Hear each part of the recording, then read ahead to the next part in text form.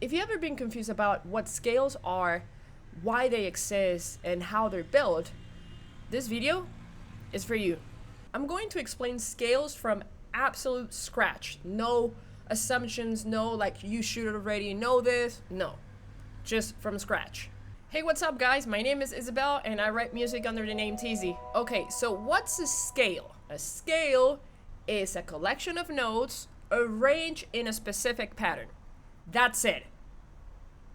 Let me show you why we need scales in the first place. So here on guitar, we have 12 notes available to us.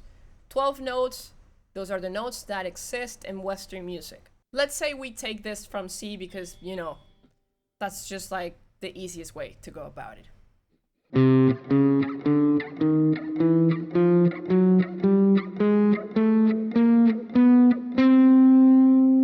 And then you can ask, oh, like, what's that? What's a sharp or what's a flat? Okay, cool, because you should know this too. So let's say we, instead of going with sharps, we'd go with flats.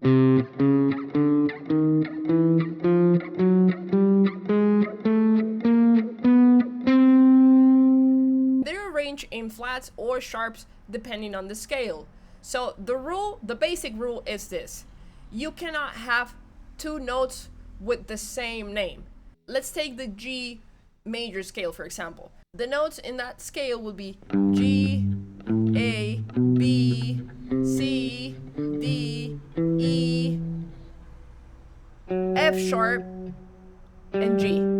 So for example, you could not have G flat in there, although G flat and F sharp are exactly the same. Just because of the way things are arranged, you would not name it G flat. You would just say it's F sharp. Now, if we were to use all of the notes in that chromatic scale, it would not sound musical. It would sound very chaotic, right?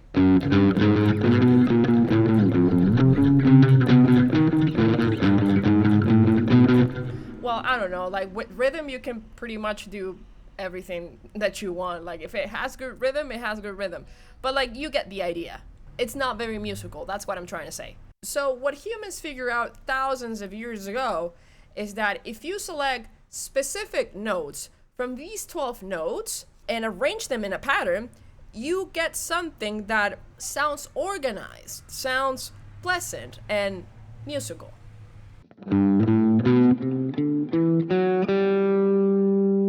That's a scale.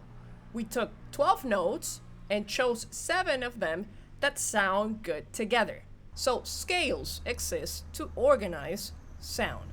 They are a way to choosing which notes to include and which notes to exclude, so that when you play them together, you can create harmony instead of chaos. Okay, so how do we actually build scales?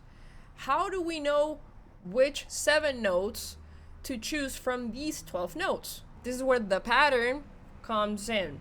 So scale has a formula, a specific pattern that determines what notes are we gonna use. And let me show you the most common scale in the world, the major scale. So the major scale uses this pattern: whole, whole, half, whole, whole, whole, half. So whole, whole, half, whole, whole, whole, half. We got the scale.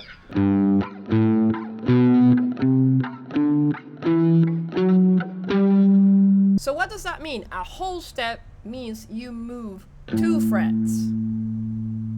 So 2 semitones, right? And a half step is 1 semitone, right? So half. 2 semitones, right? 1 and 2, 2 semitones, right? Whole, 2 semitones again. 1, 2. Half, 1 semitone. Whole, so 2 semitones. 1, 2. Again, whole, so 2 semitones. 1, 2. Again, 2 semitones, whole. And half, so 1 semitone.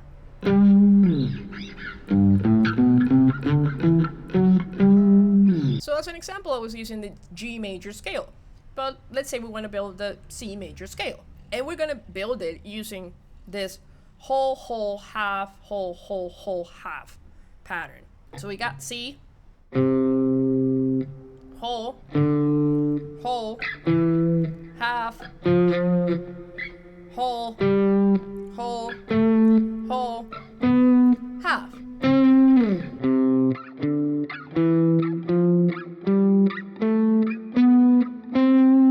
Cool. And there you have it, the C major scale. Woo!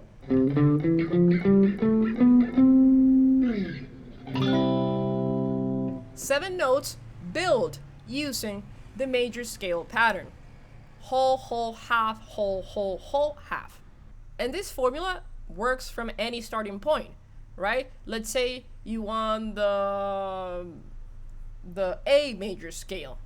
Well, you start from here and you go whole, whole, half, whole, whole, whole, half. That's the A major scale, right? What about the F major scale? F, whole, whole, half, whole, whole, whole, half. So the pattern will be the same. You start on G, you get G major. You start on F, you get F major. You start on B, you get B major. It doesn't matter. The pattern stays the same, but the notes change. Okay, now you might be wondering, like, why these notes? Why does this specific pattern sounds good? And why these intervals? And the short answer is these notes have a mathematical relationship that pretty much makes them sound consonant. They just sound good together. What matters is that when you play these 7 notes together, your ear recognizes that. It's like, oh, like they're part of the same family. They go together, they fit together. Watch what happens when I play notes that don't belong to the same family. Let's say G, G major.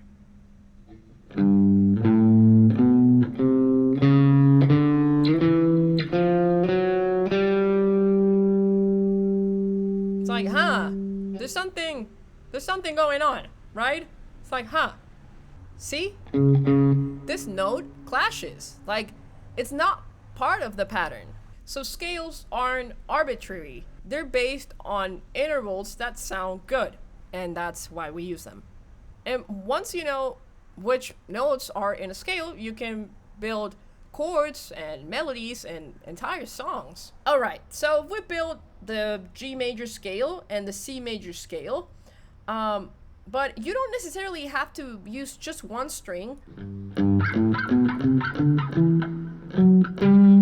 to play a scale. The same scale can be played in different positions on the fretboard. Let me show you the most common major scale pattern.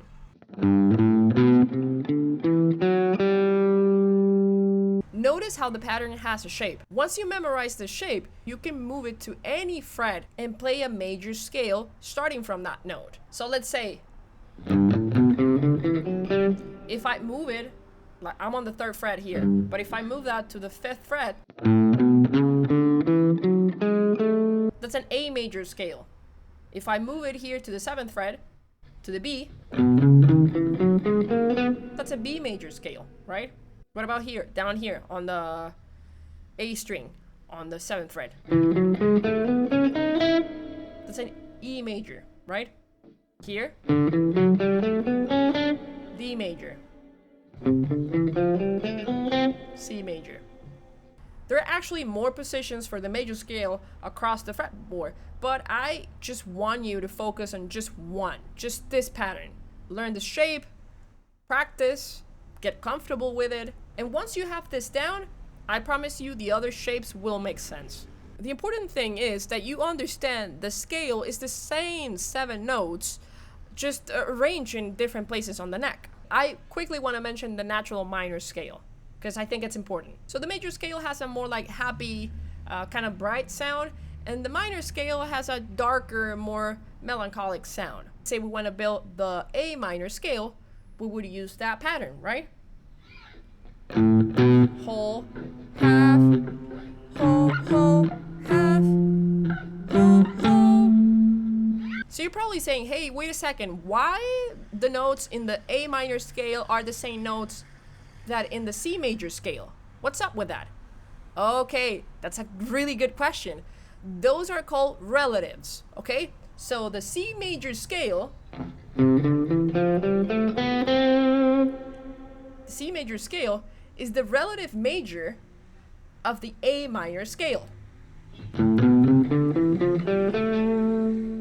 So A minor, it's the relative minor of C major. Then why isn't it the same scale? The difference is that the root node is not the same. So the center is not the same. The root of C major is C, and the root of A minor is A. Yes, they do have the same notes, they share the same notes, but they don't share the same root. And that's what makes them different and what makes them sound different in context. But now you know the two foundational scales, which is good. There are many scales, pentatonic, harmonic minor, modes, whatever it is, you name it. But they're really just like variations of these two scales. And once you understand how major and minor scales are built, the other scales start making sense. They'll make sense later, I promise. See? It's easy. Now you know what a scale is, how to build a scale, why certain notes sound good together, and how to find scale patterns on the guitar. But here's the thing, and this is the important thing. Knowing a scale and knowing how to use it musically are two different things. Most guitarists learn a scale and they just run it up and down. But that's not how music works, is it? And we're going to talk about that in my next video. So make sure you subscribe, you give a thumbs up, and leave me a comment. Remember to follow me on Instagram and TikTok. I'm going pretty consistently on TikTok, so you will definitely find me there. As always, I will leave all of my links in the description below. So that was it for today's video. I hope you enjoyed the lesson, and I'll see you in the next video. Ciao, ciao!